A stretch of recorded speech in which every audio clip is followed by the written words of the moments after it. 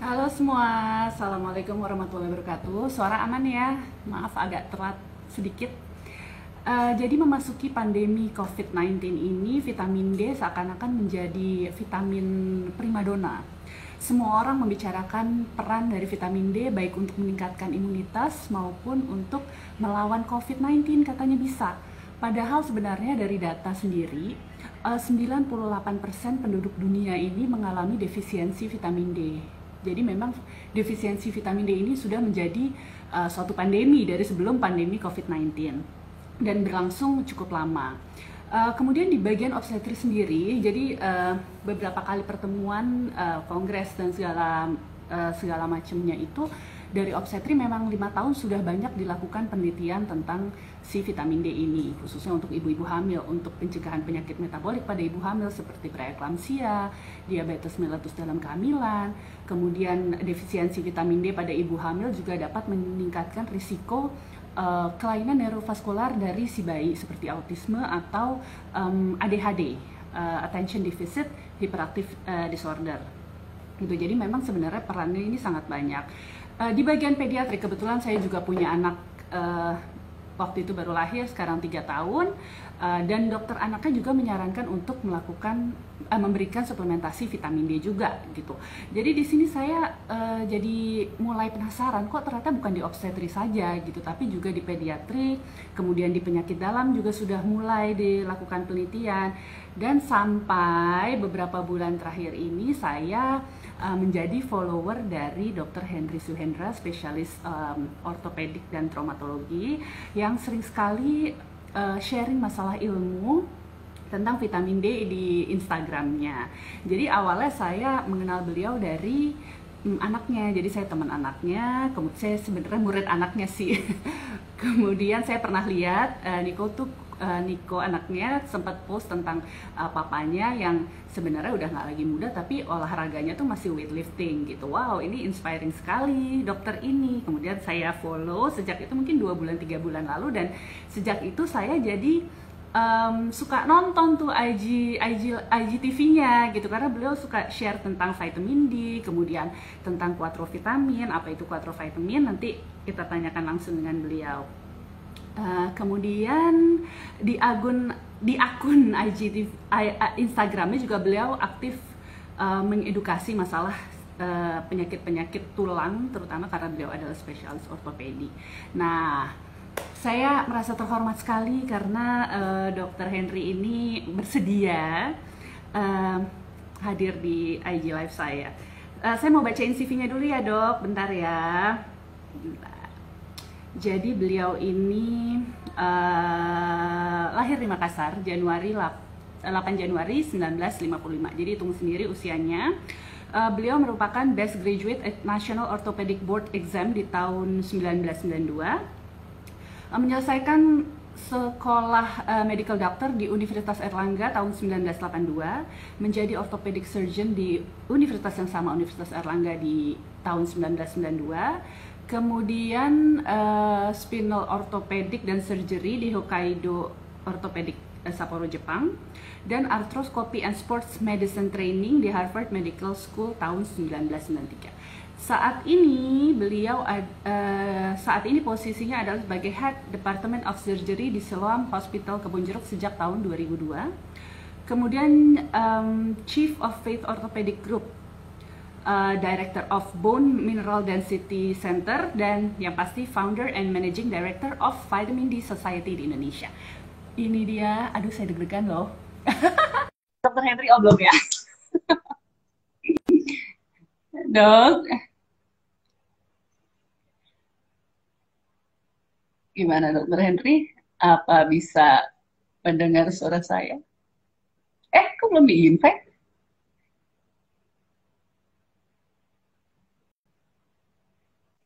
Ya, Dr. Henry? halo, Gimana halo, dok? selamat malam, Mas, selamat malam, selamat malam. Selamat malam dokter. Dokter makasih banyak ya dok, sudah mau saya tanya-tanya malam ini.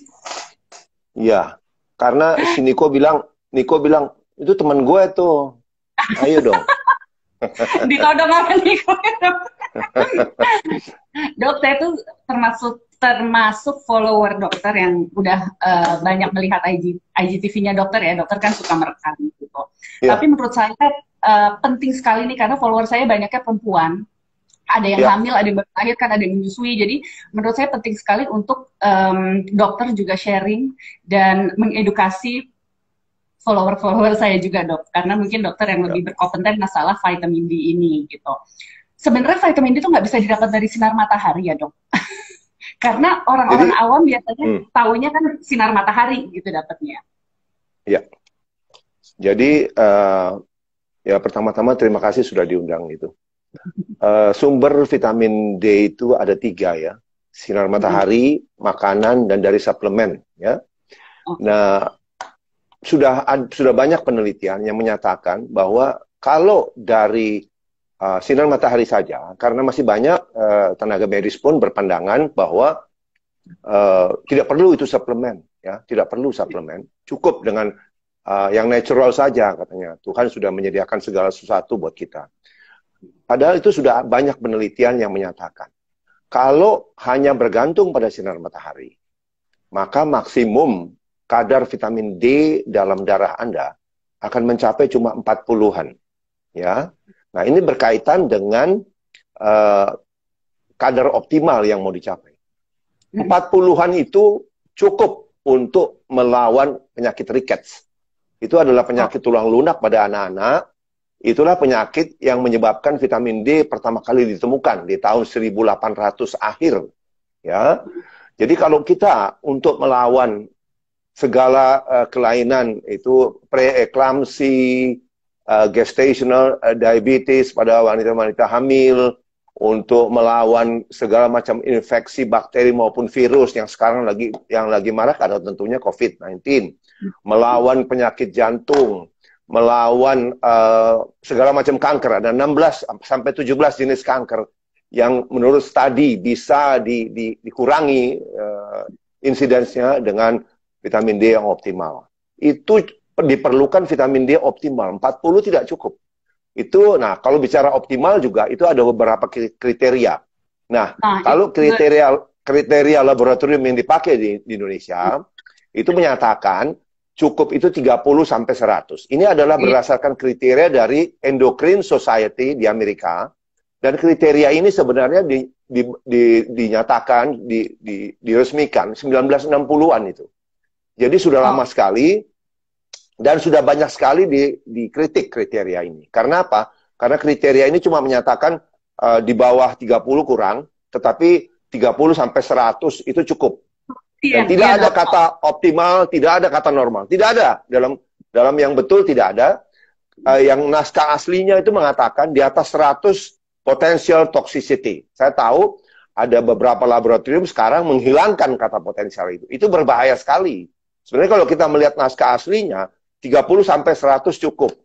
Di atas 100 potential toxicity. Dari kata potensial saja kita tahu tidak yakin, tidak tegas gitu. Karena kriteria inilah dikritik di Amerika dengan menyatakan kalau gitu saya mau minta normal berapa? Kan tidak ada yang disebut normal. Nah, kalau kita tetap berpatokan pada kriteria yang berlaku di Indonesia, yang dikatakan cukup kan 30 sampai 100. Nah, jangan 30 udah puas, jangan. Jadi ambillah. Jangan. Kalau saya bilang kan, masa, ya mohon maaf nih ya, saya mohon maaf. Kalau Anda melakukan sesuatu kan harus sampai orgasme. Ya 80-100 dong. 80-100. Jadi tidak menyimpang dari kriteria itu. Begitu. Karena kalau Anda mau lihat kriteria lain, Anda tanya saya, Vitamin D Society Indonesia itu kan berkiblat kepada Vitamin D Council USA. Itu mintanya memang jelas dibilang. Normal itu 80 sampai 100. Itu kriteria mereka. Ada lagi kriteria yang lebih radikal. Nah, kembali ke sumber tadi, kalau ada juga yang bilang, oh dari makanan bisa. Oh tidak, dari penelitian sudah menyatakan bahwa Anda makan apapun, ya, paling kebutuhan vitamin D Anda hanya dicukupi 15 sampai 20%. Ini tidak mungkin. Ujung-ujungnya untuk mencapai nilai optimal yang 80-100 atau ada berapa kriteria lain yang mengatakan di atas 100, itu perlu suplemen. Jadi kalau ditanya, kenapa sih matahari nggak bisa? Matahari itu ada 11 faktor yang bermain. Jadi tidak berarti gini, oh saya jemur-jemur aja naik vitamin D saya. Oh tidak, itu sangat sangat ada batasan-batasan gitu loh. Kalau Ini dibilang masalahnya dari tenaga medis juga masih banyak yang belum tahu, Dok. Jadi banyak teman-teman saya juga betul, nanya, ini sebenarnya yang bagus nggak hanya dari suplemen, tapi dari matahari. Nah, kemudian pertanyaan ya selanjutnya itu. adalah, berjemurnya Nah, jam berapa? Gitu. Itu oke, juga masih oke kita, oke. Jadi kita katakan begini, kenapa tenaga medis pun masih bingung? Karena di fakultas kedokteran manapun tidak pernah diajarkan vitamin D.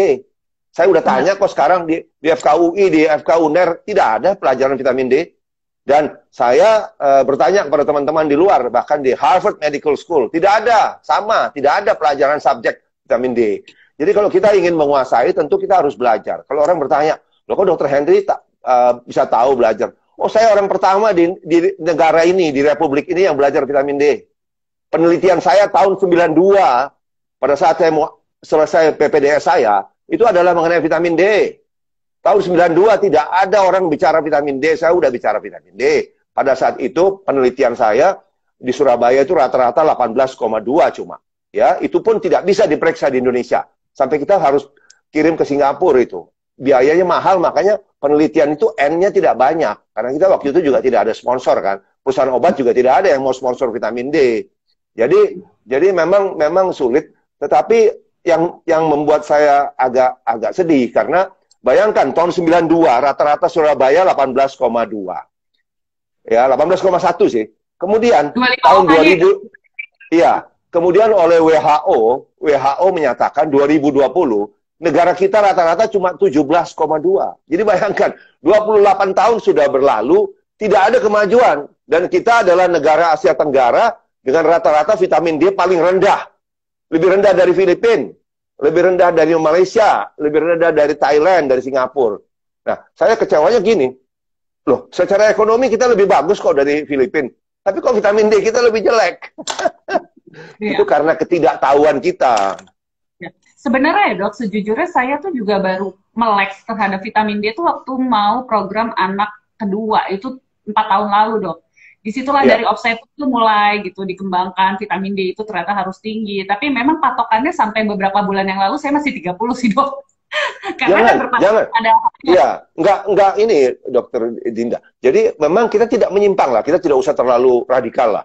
Kita ikuti saja yang dikatakan cukup itu kan 30 sampai 100. Nah, sama dong. Kalau Anda ujian 6 sampai 10 lulus, masa 6?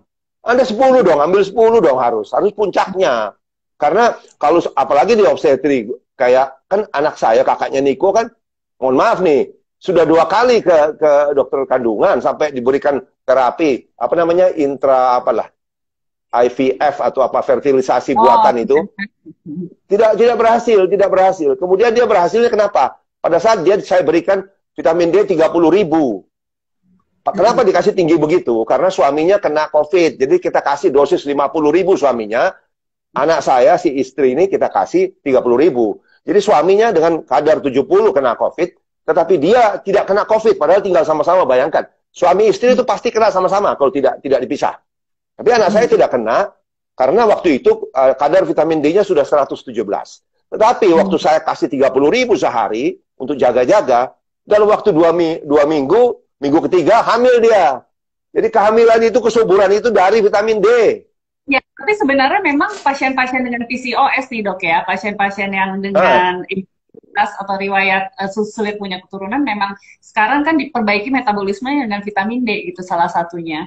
Betul, Memang karena benar. PCOS kan mungkin masih dikaitkan juga dengan autoimun. Itu sering sekali disebut-sebutkan. Ya. Dok, untuk berjemur, Dok, tadi belum dijawab. Berjemur Iya. idealnya Berjemur tuh begini.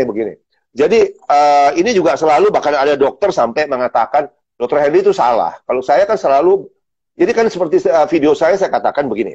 Ada 2 grup dokter ini. Ada yang bilang jam 8, jam 10 pagi lah. Atau jam 4, jam 3. Karena itu nyaman. Ya. Tapi grup kedua itu yang bilang jam 10, jam 2. Nah, saya ini termasuk grup kedua. Sebenarnya yang benar begini. Kapan ultraviolet B paling tinggi? Karena yang membentuk vitamin D kan UVB kan. UVB paling tinggi itu adalah jam 12, pada saat matahari di atas kepala kita. Patokannya sebenarnya begini, yaitu tidak boleh ada bayangan pada saat kita berjemur. Itu ultraviolet B maksimal. Kalau masih mau menawar, itu boleh jam 10, jam 2, karena patokannya adalah bayangan itu harus lebih rendah daripada tinggi badan kita. Nah, kalau jadi grup pagi itu, coba dilihat, bayangannya panjang, itu berarti yang ada ultraviolet A, yang tidak menghasilkan vitamin D.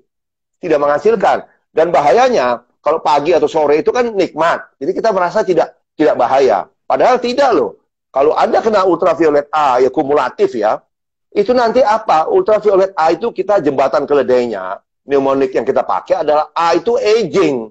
Jadi ultraviolet A itu menyebabkan kulit kita age spot, keriput, sampai skin cancer.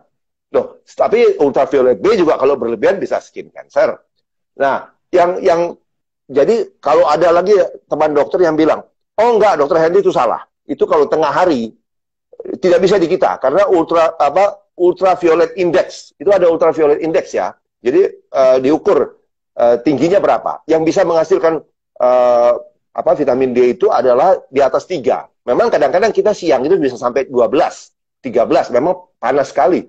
Makanya kalau mau berjemur juga, tips saya adalah berjemur itu tidak akan mencapai optimal. Kalau buat tambah-tambah oke. Berapa lama? Ya itu makanya. Karena kalau siang, Anda tidak boleh lebih dari 5-10 menit. Anda terbakar. Karena ada teman yang bilang, kalau begitu saya jemur lama supaya dapat banyak. Nggak bisa. Begitu Anda kemerahan itu adalah fase sebelum sunburn. UV-nya. Begitu kemerahan, produksi vitamin D berhenti. Jadi Anda percuma Anda lama-lama. Nah, terus ada satu lagi yang perlu ditegaskan. Dr. Michael Holick. Michael Holick ini salah satu dewa vitamin D. Dia dari Boston University. Ya, dia juga yang mengatakan adalah vitamin D pada bulan November 2020, vitamin D itu bisa melindungi terhadap infeksi COVID-19 sampai 70%. Jadi tidak kalah dengan vaksin. Tidak kalah dengan vaksin manapun. Ya. Itu dengan level 80-100 ya, Dok? Ya, nah terus Michael Holick itu datang ke Bangkok dan Jakarta tahun 2012-2013, sudah mengadakan penelitian di Jakarta dia. Itu ada di jurnalnya bahwa waktu terbaik untuk mendapatkan vitamin D di Jakarta, saya ulang lagi ya, di Jakarta untuk dokter-dokter yang masih bilang itu di Amerika. Baca jurnal dong ya. Jadi Michael Holick bilang di Jakarta tahun 2013 waktu terbaik untuk mendapatkan vitamin D adalah jam 11, jam 1. Itu sudah ada penelitiannya. Jadi teman-teman sejawat yang tidak melakukan penelitian, jangan terlalu banyak buka mulut, nanti malu-maluin gitu loh. Oh, saya juga tidak melakukan penelitian. Saya melakukan penelitian, tapi tidak melalui sinar matahari. Yang sinar matahari sudah dilakukan, kita tinggal kutip. Tapi biasa kan, bangsa kita kan banyak ngomongnya, tapi baca kurang. Baca nggak mau gitu. Sinetron kencang begitu. Iya. Sekarang mungkin udah mulai melek nih. Tapi ketika mau beli suplemennya ada vitamin D2 sama D3, terus bingung lagi dok, yang mana yang D2 atau D3? Apa perbedaannya? Mungkin banyak yang belum tahu. Karena ya, itu kan D itu sebenarnya ada banyak. D1, D2, D3, D4, D5. Itu semua dalam eksperimen ada. Tapi itu semua sudah punah. Yang ada di pasaran, kan kita tahu body kita ini kan yang dosis besar tidak ada. Kalau yang besar itu adanya kan semua dari luar, dari Amerika, dari Australia sedikit. Nah, di sana masih ada tinggal D3 sama D2. Nah, bedanya adalah D2 itu berasal dari tanaman. Berasal dari jamur-jamuran tertentu. Dan itu lebih tidak efektif karena absorpsinya lebih jelek, kerjanya lebih pendek dibanding D3. D3 ini kan diambil dari makhluk hidup. Jadi semua makhluk, semua binatang itu membentuk D3. Dan kita juga dalam tubuh kita yang dibentuk D3. Jadi kalau minum D2 itu agak menyimpang. Sebenarnya D2 lupakan sajalah. Harus D3 gitu. Oke.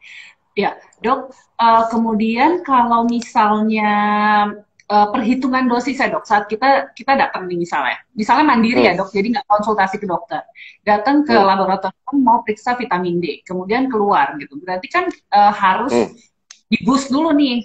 Itu biasanya boosternya yang dosis berapa, Dok? Apa sebaiknya dikonsultasikan ke dokter atau kita boleh minum yang 5.000? Sekarang kan 5.000 lumayan udah bisa banyak didapatkan di Jakarta. Ya, jadi begini, Vitamin D Council USA udah bilang, starting dose itu antara 5.000 sampai 10.000. Jadi kalau dosis di bawah 5.000 udah dibilang, If you are taking Per day ya? Per day ya? ya per day. Kalau kamu ambil dosis di bawah 5.000, Anda bercanda katanya. Nggak ada dosis di bawah 5.000. Kenapa? Kalau masih ada yang kasih 1.000, 2.000, itu tidak akan mencapai optimal. Nanti Itu akan jadinya cuma ibu hamil Iya. pukul rata sekarang. Iya, itu dia karena Vitamin D Council udah bilang kan tidak ada buruknya. Orang tuh dulu takut karena kelebihan. Apanya yang kelebihan? Karena kalau orang muda, ini ya dengarkan ya. Kalau orang muda, terus dia waktu jemur jam 12, kemudian dia badannya expose 85%. Jadi kalau wanita pakai bikini, kalau pria pakai celana berenang, itu dalam waktu jam 12 ya, dalam waktu 5-10 menit dia akan mendapat sampai 10.000 IU vitamin D. Jadi 10.000 IU itu sudah biasa dari matahari kita dapat. Jadi kalau 5.000, 10.000 itulah dasarnya, makanya dianjurkan starting dose 5.000, 10.000.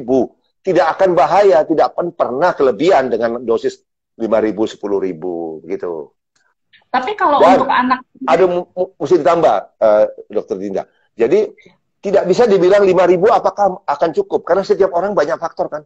Tergantung vitamin D reseptornya, tergantung genomnya, ada faktor genetiknya loh, ini bisa naik apa tidak. Terus tergantung faktor penyerapan di usus. Jadi makanya dalam hal vitamin D tidak ada one size fits all. Tapi BNPB kemarin sudah menganjurkan untuk nakes tiap hari 5.000 katanya. Itu sudah kemajuan luar biasa. evaluasi per berapa bulan dok? Per bulan, maksudnya untuk menilai level vitamin D-nya? Ya, jadi kalau kita pakai 5.000, itu 2 bulan mesti cek lagi. Oke, 2 kalau bulan sudah mesti sampai cek lagi. maintenance-nya di... Nah, sampai optimal, kalau saya pakai patokan 100 lah katakan ya. 100. Yang umum nih, kalau tanya saya pribadi, saya enggak. Saya pakai dokter, ada dokter dari Texas, Judson Somerville.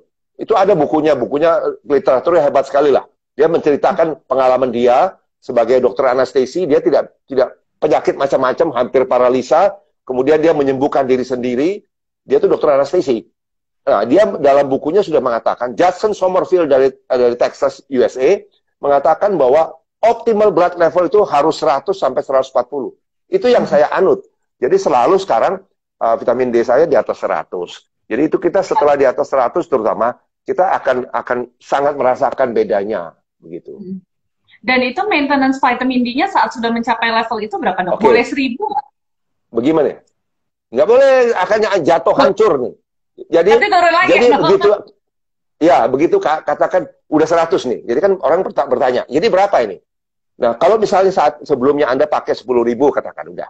Nah, dari 5.000 naik ke 10.000 itu kalau setelah 2 bulan misalnya ya, kita pakai 5.000. Setelah 2 bulan kita cek, loh, naiknya kok cuma sampai 60, 70 ya, kan kurang. Ya, vitamin kurang karena banyak faktor kan yang menurunkan. Kita tahu Anda stres saja, Anda kurang tidur saja, turun vitamin D Anda, kan gitu. Belum nanti obat-obatan lagi, macam-macam. Nah, jadi bagaimana kalau sudah kita periksa 2 bulan, ternyata cuma 60, 70, dosisnya naikkan 10.000 misalnya ya. Nah, ternyata dengan 10.000 diperiksa lagi 1-2 bulan, oh sudah sampai 100. Nah, pertanyaan muncul kan, jadi bagaimana menurunkannya? Tidak boleh langsung turun 5.000, tidak boleh. Jadi penurunannya itu harus pelan-pelan, itu dengan cara kita berikan dosis yang sama, yaitu 10.000, seperti dosis sebelumnya, tetapi diberikan 5 hari dalam seminggu. Jadi itu sudah turun 5/7. Ya, 5/7. Karena kalau kita langsung turun 5.000, itu berarti 50% itu turunnya. Nanti kadarnya anjlok jauh. Oh, ya. Dok, tapi kenapa sih dok vitamin D dosis tinggi ya? Dulu saya sering nyari, di Singapura aja maksimum tuh 1.000 dok. 5.000 mereka nggak mau jual. Nggak ada. Dulu ya, Australia masih ada, sekarang Australia juga udah susah. Nggak ada. Commonwealth, lu jangan cari di Commonwealth. Inggris, Kanada, Australia, Singapura, Malaysia. Harus ke Amerika. Jadi penelitian juga semua dari sana kan. Kenapa itu mereka membatasi itu ya dok? Saya punya feeling kalau ini sebenarnya kalau kebanyakan bisa dulu ya, ini berbahaya gitu. Jadi apakah tetap harus fungsi ginjal, liver? Jadi kalau di kepustakaan buku-buku vitamin D di Amerika sudah dikatakan demikian. Ini orang Amerika aja yang berani ngomong. Saya nggak ngomong di Indonesia loh ya. Sekali lagi ya, jangan dipotong. Saya tidak ngomong di Indonesia. Saya ambil contoh di Amerika. Kenapa mereka bilang gini? Kenapa banyak sekali bahkan dokter atau perusahaan yang sebenarnya orang yang paling tidak suka dengan vitamin D tinggi itu adalah perusahaan farmasi. Ya, ini adalah kata dokter di Amerika. Jadi dokter-dokter mungkin di UK yang inilah Commonwealth, negara-negara Commonwealth itu mereka banyak dikontrol oleh farmasi, dan farmasi tidak suka vitamin D kita minum. Karena apa? Sebut aja, statinnya tidak laku, obat hipertensinya tidak laku, kalsium channel blockernya tidak laku. Banyak sekali penyakit yang akhirnya tidak laku. Anda bayangkan kalau Lipitor, Crestor tidak laku, berapa kerugian mereka? Saya bilang, saya nggak ngomong Indonesia ya, di Amerika saya ngomongnya. Iya, iya. Itu memang banyak kontroversi obat-obatan begitu ya dok. Ya, saya beberapa kali pernah dengar, tapi bukan vitamin D ya dok. Yang lain juga ada. Cuma gini aja dok Din, ya, saya bilang ya, kalau saya sudah 126, 130 dalam darah, saya tidak akan pernah mau turun di bawah 100 lagi. Kenapa? Kita bisa merasakan kok. Kita bisa merasakan, you becoming a different person. Udahlah. Lu nggak ada capek-capeknya. Saya di Instagram dokter, pasien-pasien dokter udah merasa lebih fit, nggak perlu pijit-pijit lagi ya dok ya. Betul.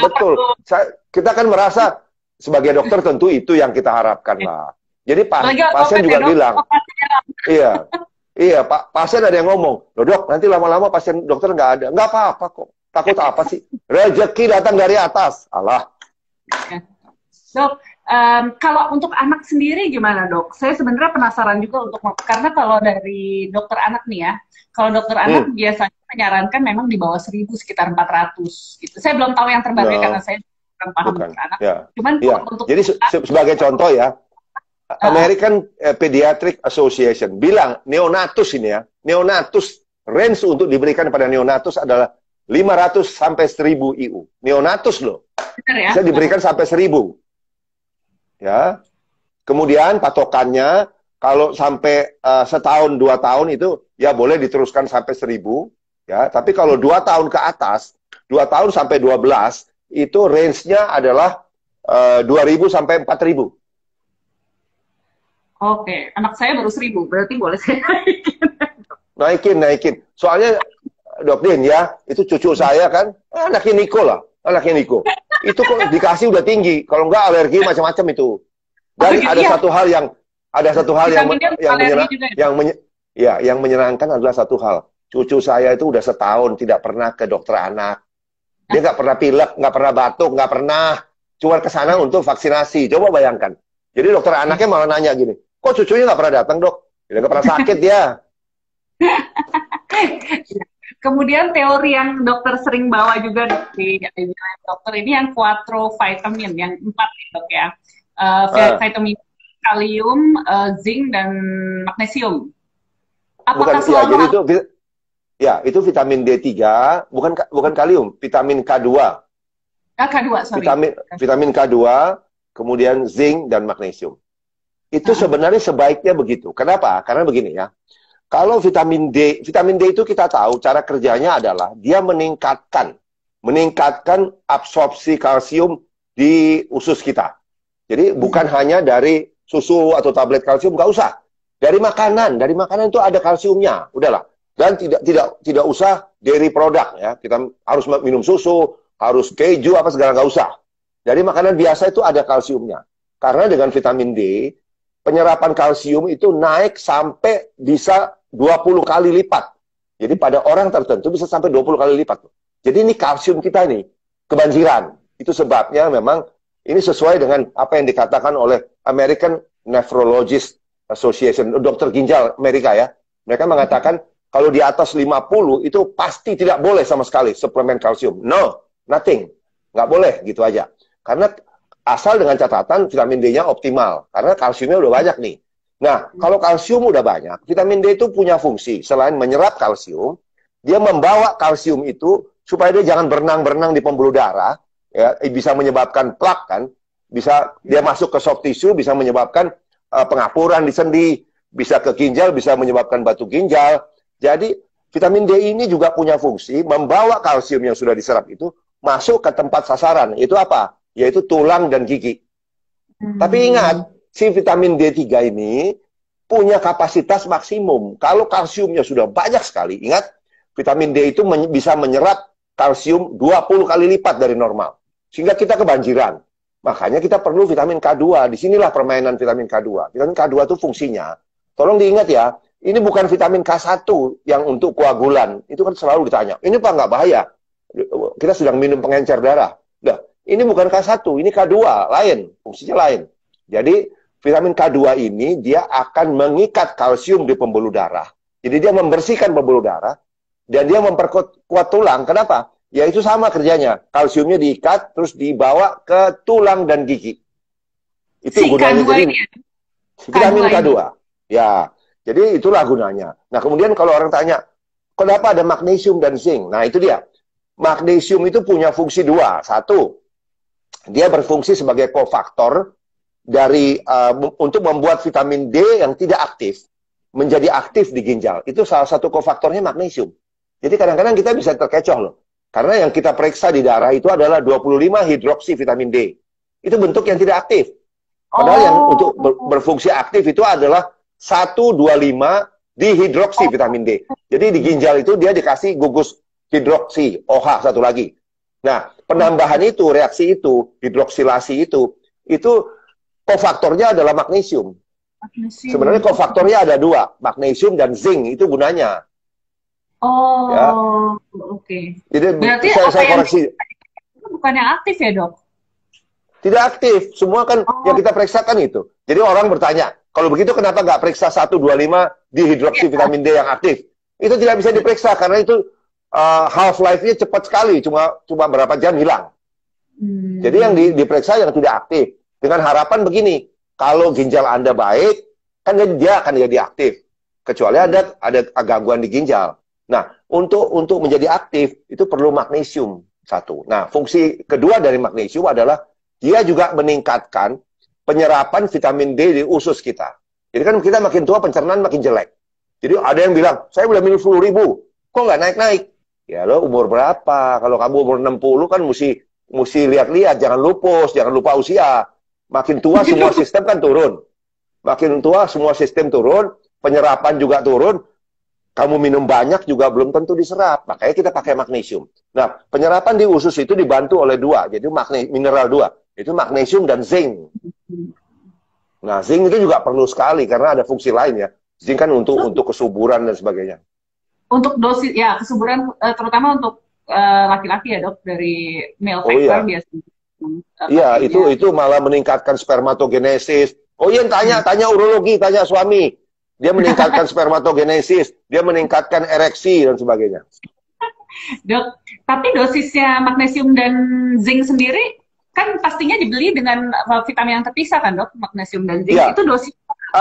Karena gini, kalau D3 sama K2 boleh disatukan, artinya boleh diminum sama-sama. Bahkan ada produk yang jadi satu kan, satu kapsul itu isinya D3 dan K2. Ada 400 Dok vitamin D-nya. Kalau yang dibarengin dengan K2 ya, jarang ada yang tinggi. Ya, ada sih, makanya mesti datang dari luar. Ada yang saya minum 5.000, kombinasi 5.000 dan 90 kok. Ada. Nah, ada, ya. Kalau magnesium sama zinc memang terpisah. Karena magnesium itu harus dibedakan minimal 1 jam dari K2. Oh. Tidak boleh sama-sama itu. Tidak boleh sama-sama. Karena kalau ada pasien bertanya, memang kenapa dok kalau sama-sama? Kalau sama-sama mereka saling berlawanan, saling meniadakan, sehingga fungsi masing-masing menurun. Oh, jadi harus 1 jam ya dok ya? Harus dok, 1 jam. Kalau zinc bisa, kalau zinc bebas. Ya. Dok, tadi saya sempat buka kolom pertanyaan, dok. Ada beberapa pertanyaan yang masuk. Yang pertama, suplemen sehari 5.000 aman ya dok ya? Tadi dokter udah bilang malah memang maintenance-nya sebaiknya di 5.000, diperiksa per 2 bulan. Mulainya itu dosis mulai kok, dosis kecil. Jadi kalau mau tahu, tentu orang kan pada kepo nih. Dokter Henry berapa dosisnya? Saya 20.000 tiap hari. Tiap hari ya. Kemudian yang kedua ada pertanyaan mungkin lebih ke penderita endometriosis wajib konsumsi vitamin D3. Mungkin lebih ke infertilitas saat ini memang sudah mulai disarankan untuk mengkonsumsi vitamin D3 terutama untuk infertilitas metabolik yaitu seperti PCOS. Kemudian berapa dosis ideal? Tadi 5.000 ya dok tiap hari. Sebenarnya jawabannya adalah begini dokter Dinda. Tidak bisa kita bilang ada dosis ideal karena yang penting itu kadar darah. Jadi 5.000, 10.000, 15.000 belum tentu mencapai kadar optimal kan. Yang penting itu hasil akhirnya. Jadi kadar darah berapa, itu yang bermain. Jadi bisa aja orang minum 10.000, tapi nggak naik-naik, ya apa gunanya? Jadi makanya ada pasien yang bilang gini, saya bisa nggak minum dok tanpa cek darah? Ya itu kira-kira namanya. Jadi kira-kira kan kita kan mau optimal dalam kadar darahnya supaya kita tahu ini berfungsi dengan baik dia. Kalau patokan dosis nggak bisa.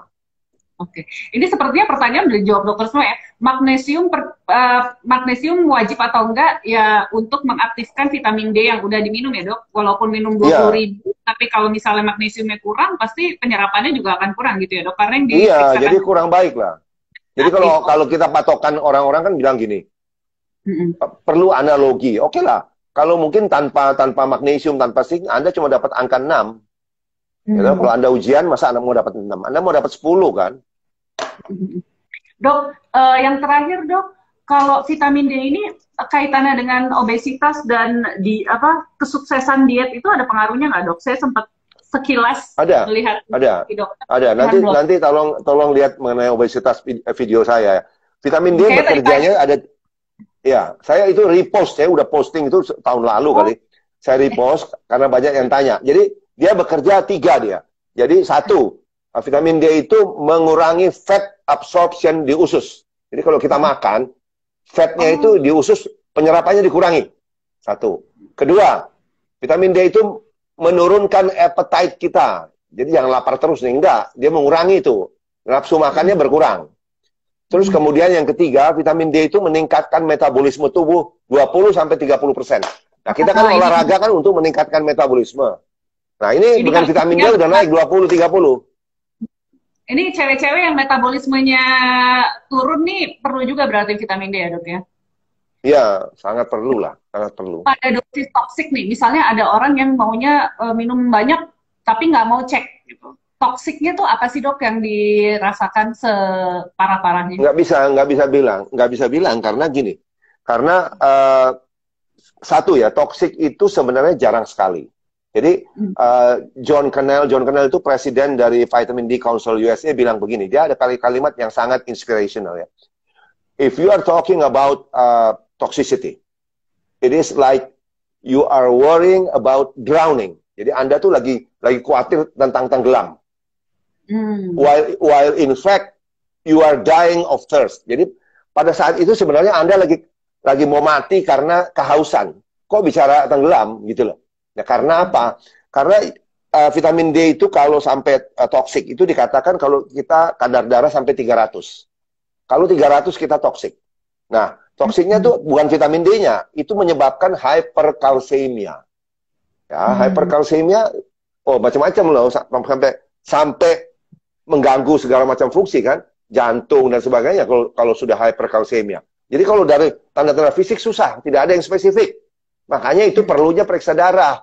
Jadi kalau yang pasien bilang, saya nggak mau periksa darah karena itu mahal 400.000, saya bilang, ya 400.000 itu perlu. 400-an kan periksa darah itu. 400.000. Kalau Anda saya 400.000, nanti Anda akan habis udah kena segala macam penyakit. Dok, ini tadi ada satu pertanyaan dok yang menarik. Untuk inflamasi peradangan dan alergi, bisa ya dok vitamin D? Sama, pasti dong bisa kan. Karena ini memang ini juga gitu. Jadi biasanya kalau ibu-ibunya kurang vitamin D, yang ditakutkan anaknya alergi juga dok. Yang pasti, dikandung. Karena apa? Betul, karena vitamin D dari ibu, karena apalagi kayak yang ada juga video saya yang mengenai ASI eksklusif. Kan banyak tuh ibu-ibu yang merasa gini, ASI eksklusif selama setahun. ASI itu hampir tidak ada isinya, vitamin D-nya. Jadi kalau ibunya aja udah rendah, makanya kan sekarang dibilang, kalau Anda mau hamil, tinggikan, optimalkan dulu vitamin D-nya untuk janinnya soalnya. Iya. Benar. Dok, dari GGIS kan ini ada pertanyaan, sumber K2 dari mana lagi dok? Selain dari suplemen? Susah, karena nggak bisa. Sama dengan vitamin D, kalau dari suplemen, dari makanan tidak akan mencukupi. Karena dikatakan K2 itu sumbernya paling banyak adalah natto tulisannya NATTO, itu semacam makanan Jepang itu kayak jamur diragikan, dibusukkan dan terlalu bau katanya. Kalau bukan orang Jepang nggak bakal bisa makan itu. Jadi iya. kesimpulannya sudahlah, lupakan sajalah. Anda harus ambil dari itu, dari suplemen. Ya. Iya. Dok, waktunya sudah lebih nih, Dok. Ya. Terima kasih banyak, Dok. Mungkin closing statement dari dokter untuk viewernya, Dok, tentang vitamin D. Jadi kalau saya sih bilang begini, ini saya ambil contoh dalam keluarga saya. Jadi jangan lagi bertanya umur berapa yang perlu vitamin D. Semua umur perlu, dari lahir sampai yang paling tua. Karena apa? Karena vitamin D adalah satu-satunya vitamin yang mempunyai vitamin D reseptor ada di semua sistem sel tubuh kita. Semua sel, sebut deh, dari pernafasan, kardiovaskular, ya, traktus urinarius, dari otak, semua perlu. Makanya anjuran saya, langkah pertama, cek. Untuk tahu betapa kita rendahnya. Karena ini pandemi COVID, ini kan barusan. Pandemi vitamin D udah lama. Tapi kan karena tidak diketahui dan dibiarkan, dan banyak sekali penyakit yang sebenarnya bisa dicegah kalau vitamin D kita optimal. Ya. Jadi kita tidak perlu tergantung pada obat-obat farmasi. Ya tenang aja, perusahaannya senang ya. Kalau kita kan maunya lebih sehat, ingat mencegah lebih baik daripada mengobati, ya kan? Oke, dokter, thank you banget ya, Dok ya. Terima kasih banyak untuk waktunya. Maaf agak lebih dikit, saya janjinya cuma setengah jam. Terima kasih banyak. Terima kasih. Insya Allah buat yang mendengarkan semua. Nanti akan saya save juga di feed saya. Makasih banyak, dokter. Selamat malam. Terima kasih. Selamat malam.